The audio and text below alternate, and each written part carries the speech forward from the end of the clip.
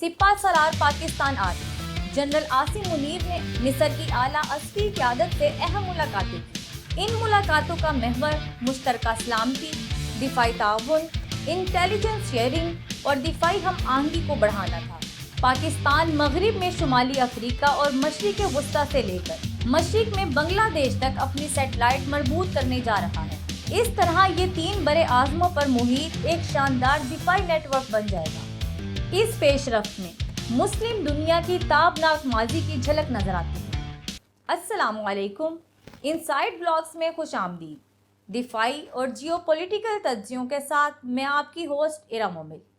आज हम एक ऐसे खामोश इनकलाब का तज्जिया करने जा रहे हैं जिसे हमारे मरकज़ी मीडिया ने पूरी तरह बयान नहीं किया। Field marshal general Asim Munir का हालिया दौरा मिस्र एक ग्रेट गेम का आगाज़ है। रेड सी, मेडिटेरियन और अरेबियन सी तीनों महाजों पर पाकिस्तान पहली बार पावर पोजीशन में आ रहा है। इस व्लॉग में हम ये भी देखेंगे कि दोनों ब्रादर ममालिक के दरमियान ताउन किन शोबों में मुमकिन है और इस शराकत दारी का खित्ते पर क्या असर पड़ेगा। आए तफसील देखते हैं। ये कोई रिवायती दौरा नहीं था, ये दरअसल पूरे खित्ते की सलामती का बुनियादी ढांचा बदलने का बाज़ाब्ता आगाज़ है। दोस्तों, हम एक नई और मुकम्मल तौर पर खुद मुख्तार सिक्योरिटी आर्किटेक्चर की तख्लीक देख रहे हैं, जिसे अस्करी दुनिया में सिक्योरिटी कंटिन्यूम कहा जाता है। इसका आसान मतलब ये है कि अब पाकिस्तान और मिस्र अपने इंटेलिजेंस और दिफाई निज़ामों को आपस में बराह रास्त जोड़ रहे हैं। यूँ शुमाली अफ्रीका, मशरिक वस्ता और वस्ती एशिया यानी 3 बड़े आज़मों पर मुहित एक वसी इंटेलिजेंस कॉरिडोर बन जाएगा, जो पूरे खित्ते में एक मुश्तरका और मजबूत डिफेंस अम्ब्रेला बन सकेगा।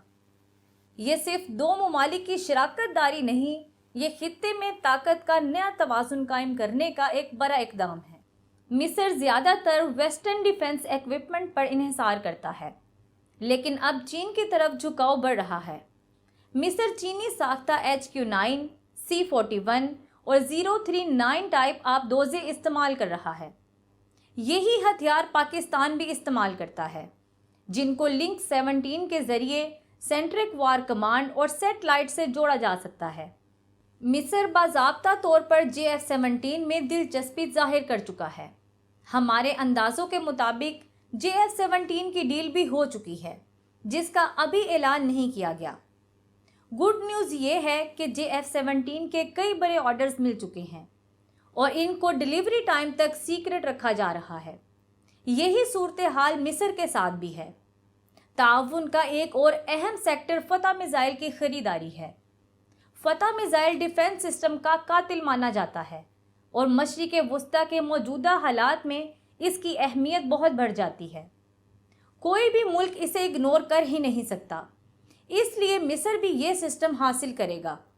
मिस्र मुमकिना तौर पर पाकिस्तान और तुर्की के 5th जनरेशन तैयारे कौन में भी शमूलियत इख्तियार करेगा। खुलासा ये है कि मिस्र पाकिस्तान शराकत दारी एक ताकतवर मुस्लिम सिक्योरिटी ब्लॉक तश्कील दे रही है, जो जुग्राफियाई तौर पर मशरिकी बहरा रोम, बहरा अरब और बहरा हिंद तक फैली हुई है।